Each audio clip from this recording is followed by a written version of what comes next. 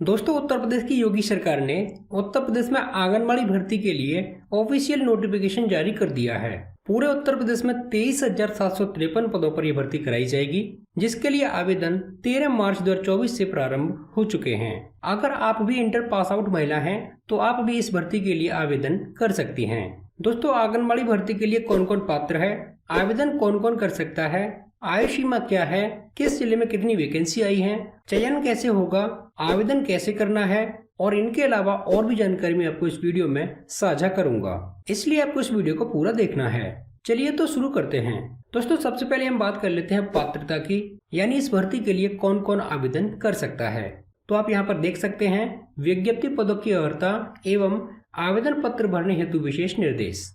सबसे पहला है विज्ञप्ति पदों हेतु केवल महिला अभ्यर्थी ही पात्र होंगे, यानी इस भर्ती के लिए केवल महिला अभ्यर्थी ही आवेदन कर सकती हैं, चाहे वो मैरिड हो या अनमैरिड हो। दूसरा पॉइंट है आंगनबाड़ी कार्यकर्त्री के रिक्त पदों हेतु न्यूनतम शैक्षिक योग्यता इंटरमीडिएट एवं उसके समकक्ष होगी, यानी आवेदिका का मिनिमम इंटरमीडिएट पास आउट होना जरूरी है। तीसरा पॉइंट है आवेदिका को रिक्त पद के वार्ड या ग्राम सभा का निवासी एवं ग्राम सभा में उक्त श्रेणी में पात्र अभ्यर्थी उपलब्ध न होने की स्थिति में संबंधित न्याय पंचायत की निवासी होना अनिवार्य होगा। यानी दोस्तों, जो अभ्यर्थी है वो शहरी क्षेत्र में वार्ड का निवासी और ग्रामीण क्षेत्र में ग्राम सभा का निवासी होना जरूरी है। और अगर ग्राम सभा और वार्ड में योग्य अभ्यर्थी नहीं मिलती है तो उसको न्याय पंचायत का निवासी होना अनिवार्य है, यानी अभ्यर्थी को न्याय पंचायत से चुना जाएगा।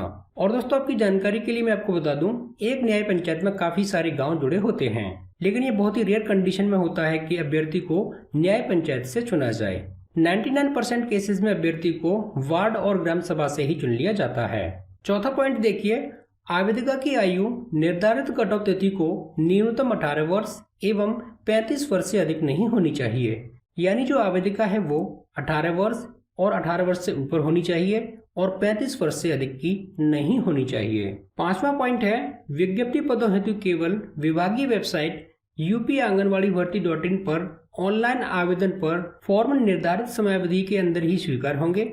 ऑफलाइन आवेदन पत्र किसी भी दशा में मान्य या स्वीकार नहीं किए जाएंगे। दोस्तों, आगे बात करें कि किस जिले के लिए कितनी वैकेंसी है, तो यहाँ पर आप देख सकते हैं आगरा जिले में 482, अलीगढ़ में 499, अम्बेडकर नगर में 350, अमेठी में 469, अमरोहा में 142 और ऐसे ही आप सभी जिलों की लिस्ट को देख सकते हैं कि किस जिले में कितनी वैकेंसी आई है। दोस्तों, अगर आप इस लिस्ट को देखना चाहते हैं तो ये लिस्ट मैंने अपने टेलीग्राम चैनल पर अवेलेबल करा दी है और इस टेलीग्राम चैनल की लिंक आपको इस वीडियो के डिस्क्रिप्शन में देखने को मिल जाएगी। दोस्तों, आगे बात करें कि इस भर्ती के लिए चयन कैसे किया जाएगा, तो दोस्तों आप यहाँ पर देख सकते हैं आंगनबाड़ी कार्यकर्त्री के रिक्त पदों हेतु न्यूनतम शैक्षिक योग्यता इंटरमीडिएट या उसके समकक्ष एवं परास्नातक के आधार पर मेरिट तैयार की जाएगी। यानी दोस्तों, मेरिट इंटरमीडिएट के आधार पर भी तैयार की जा सकती है और पोस्ट ग्रेजुएट के आधार पर भी तैयार की जा सकती है। 21 मार्च 2023 को यहाँ पर एक नई व्यवस्था जोड़ी गई है, जिसके आधार पर जो मेरिट है वो परास्नातक के आधार पर भी तैयार करने की व्यवस्था की गई है। इस नई व्यवस्था की क्या जरूरत पड़ी और सिलेक्शन कमेटी किस तरह से मेरिट तैयार करेगी, इस बारे में हम ज्यादा चर्चा नहीं करेंगे, लेकिन आपको यहाँ पर बस इतना सा ध्यान देना है, जो मेरिट है वो इंटरमीडिएट के आधार पर भी तैयार की जा सकती है और पोस्ट ग्रेजुएट के आधार पर भी तैयार की जा सकती है। और जो मेरिट लिस्ट में सबसे ऊपर होगा उसका चयन संबंधित आंगनबाड़ी केंद्र में हो जाएगा। लेकिन दोस्तों, इस सिलेक्शन प्रोसेस में एक फैक्टर और काम करेगा, वो है वरीयता यानी प्रेफरेंस। तो इसको आपको समझना बेहद जरूरी है। यहाँ पर देखिए, पहला पॉइंट है उसी ग्राम सभा या वार्ड किसके लिए, शहरी क्षेत्रों के लिए की निवासी गरीबी रेखा से नीचे जीवन यापन करने वाले परिवारों की विधवा महिला, विधिक तलाकशुदा या परित्यक्ता महिला। यानी सबसे पहले प्रेफरेंस किसको दी जाएगी, ऐसे गरीब परिवारों की महिला जो विधवा हैं या तलाकशुदा हैं या इनको इनके पति ने छोड़ दिया है, यानी तलाक नहीं हुई है, केवल त्याग दिया है, तो ऐसी महिलाओं को सबसे पहली प्रेफरेंस दी जाएगी। लेकिन इन प्रेफरेंसेस से पहले महिला को इंटरमीडिएट पास आउट होना भी जरूरी है। दूसरा पॉइंट देखिए, विधवा महिला, विधिक तलाकशुदा महिला, परित्यक्ता महिला के गरीबी रेखा से नीचे जीवन यापन करने वाले परिवार का अभ्यर्थी न मिलने पर उसी ग्राम सभा या वार्ड की गरीबी रेखा से नीचे जीवन यापन करने वाले परिवार की अन्य महिला यानी दोस्तों, अगर गरीब परिवार की विधवा महिला, तलाकशुदा महिला और परित्यक्ता महिला नहीं मिलती है तो दूसरी प्रेफरेंस ऐसी महिला को दी जाएगी जो गरीब परिवार से है।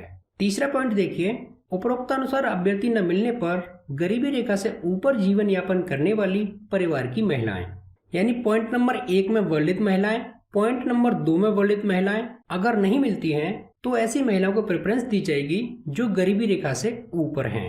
चौथा पॉइंट देखिए, उसी ग्राम सभा में उपरोक्त किसी भी श्रेणी में पात्र अभ्यर्थी उपलब्ध न होने पर संबंधित न्याय पंचायत में से उपरोक्तानुसार श्रेणीवार चयन किया जाएगा, जैसा कि मैंने आपको थोड़े समय पहले ही बताया है।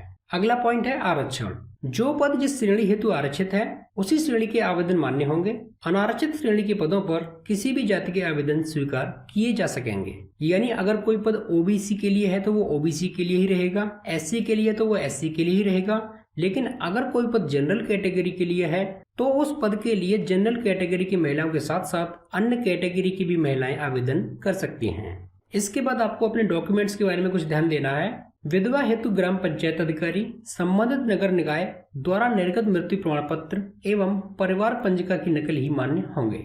तलाकशुदा परित्यक्ता के संबंध में माननीय उच्च न्यायालय द्वारा निर्गत विधिक आदेश मान्य होंगे। आय के संबंध में तहसील द्वारा निर्गत नवीन ऑनलाइन डिजिटल हस्ताक्षर से निर्गत आय प्रमाण पत्र ही मान्य होंगे। और ये आपका आय प्रमाण पत्र विज्ञापन जारी होने की तिथि से 6 माह पूर्व का मान्य नहीं होगा। यानी आपका आय प्रमाण पत्र 6 महीने से ज्यादा पुराना नहीं होना चाहिए। निवास एवं जाति प्रमाण पत्र के संबंध में तहसील से ऑनलाइन डिजिटल हस्ताक्षर से निर्गत निवास एवं जाति प्रमाण पत्र ही मान्य होंगे। तो आपको अपने डॉक्यूमेंट्स के बारे में इन जानकारियों को ध्यान में रखना है।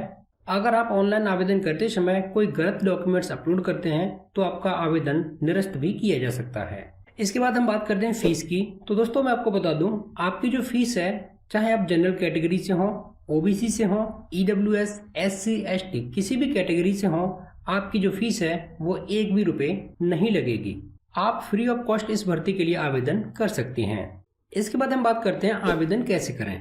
तो दोस्तों, मैं आपको बता दूं, इस भर्ती के लिए जो आवेदन होने हैं वो केवल ऑनलाइन माध्यम से ही होने हैं। आवेदन करने के लिए आपको upanganwadibharti.in वेबसाइट पर जाना है और यहाँ से आप रजिस्टर बटन पर क्लिक करके आवेदन प्रक्रिया शुरू कर सकते हैं। लेकिन दोस्तों, मैं आपको बता दूं, आप आवेदन तभी कर सकते हैं जब आपके जिले की विज्ञप्ति जारी कर दी गई हो। यहाँ पर आप देख सकते हैं कुछ जिलों की विज्ञप्ति जारी कर दी गई है और फॉर्म अप्लाई होना भी स्टार्ट हो गए हैं और यहाँ पर आप लास्ट डेट भी देख सकते हैं।